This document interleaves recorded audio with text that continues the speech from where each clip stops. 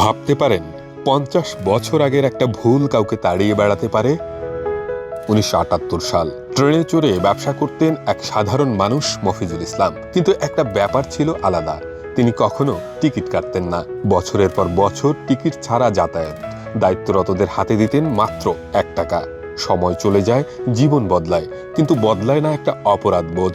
হঠাৎ করেই একদিন উপলব্ধি, এই টাকা তো রাষ্ট্রের পাওনা। তারপর নিজেই হিসেব করে ঠিক করলেন টিকিট বাবদ রাষ্ট্র তার কাছে 20,000 টাকা বকেয়া পাবে।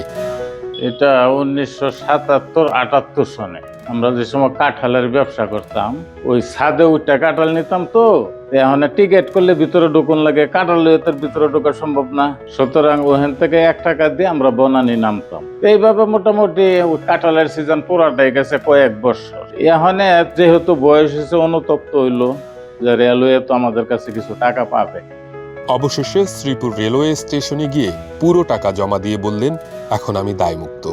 অনুভূতিটা খুব শান্তি পাই। আমি টাকাটা উপযুক্ত জায়গায় জমা দিতে পারছি, বাকিটা যদি আল্লাহ মাফ করে আর কি। তো আমি এখন এটা করার পরে আমি খুব প্রশান্তি অনুভব করি। গাজীপুরের শ্রীপুর উপজেলার চন্নাপাড়া গ্রামের মোহাম্মদ আব্দুল মান্নান ব্যাপারীর ছেলে মোহাম্মদ মফিজুল ইসলাম। বর্তমানে তিনি ব্যাপারী বাড়ি মহিলা মাদ্রাসা প্রতিষ্ঠা করে সেটি পরিচালনা করেন। মফিজুলের এমন কাজে খুশি এলাকাবাসী। উনি যে মানবিকতা, উদারতা পরিচয় দিয়েছেন, এটা আমার এলাকার একজন মানুষ হিসেবে আমি গর্বিত। আমরা প্রত্যেকেই যদি এরকম মানবিকতার পরিচয় দিই, একটি অবসরণীয় জাতি হিসাবে আমরা নিজেদেরকে পরিচয় দিতে পারবো। এইভাবে যদি আমাদের প্রত্যেকেই নিজ নিজ জায়গা থেকে যারা এরকম ভুল বুঝে আবার পুনরায় সংশোধন হয়, তাহলে আমাদের এই সমাজটাও সুন্দর হবে এবং আমাদের এই রাষ্ট্রীয় কার্যক্রম সুন্দর হবে। উনি যে মহৎ কাজটা করছেন, সেক্ষেত্রে এভাবে যদি আমাদের শ্রেণী পেশা বা প্রত্যেকটা মানুষই প্রতিষ্ঠান সম্পৃক্ত কাজের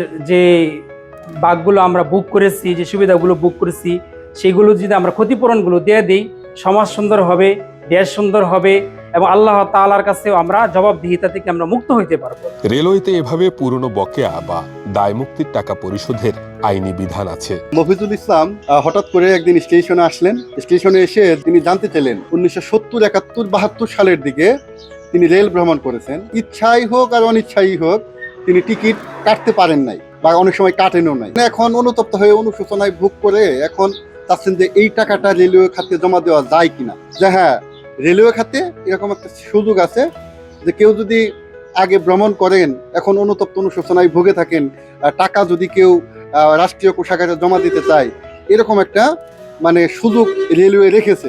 একটা ভুল, একটা অনুশোচনা, আর তা থেকে মফিজুলের মতো এমন এক অসাধারণ সততার ঘটনা অনেকের জন্যই অনুকরণীয় হতে পারে।